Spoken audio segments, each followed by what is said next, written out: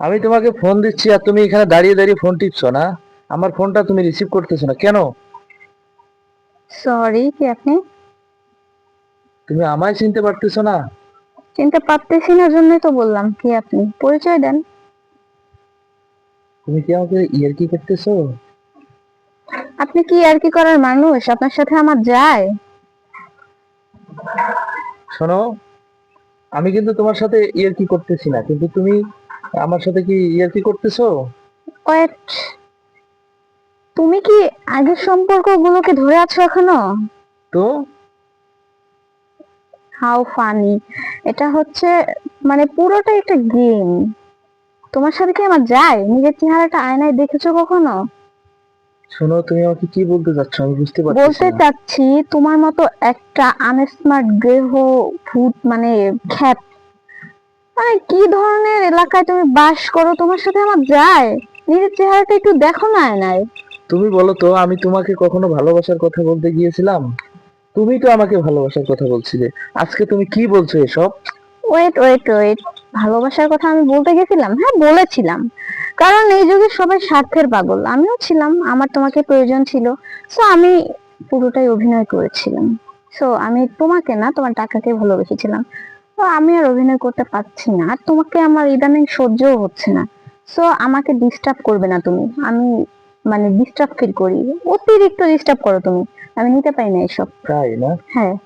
তো আসলে তুমি আমাকে ভালোবাসো নাই, আমার টাকাকে ভালোবাসছিলে, তাই না? এক্স্যাক্টলি। আর আজকে আমি দেখতে আনস্মার্ট, তাই না? হুম।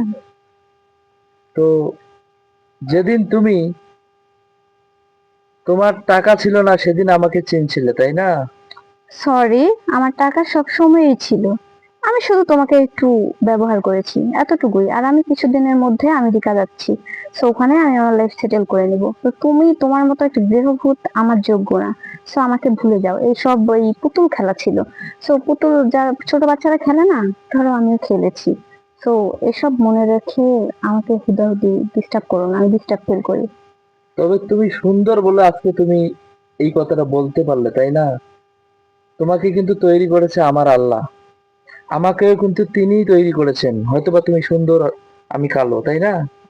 তো তোমার এই সুন্দর চেহারার একদিন পরিণাম তুমি বুঝতে পারবে, যে তোমার সুন্দর চেহারাটা থাকবে না।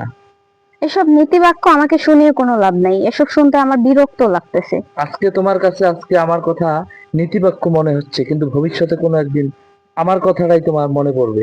সেদিন তুমি বুঝতে পারবে যে এই গৃহক্ষেত একটা কথা বলেছিল তোমাকে। এসব নীতিবাক্য আমাকে শোনাইতে আইসো না, ঠিক আছে? ভালো থেকো।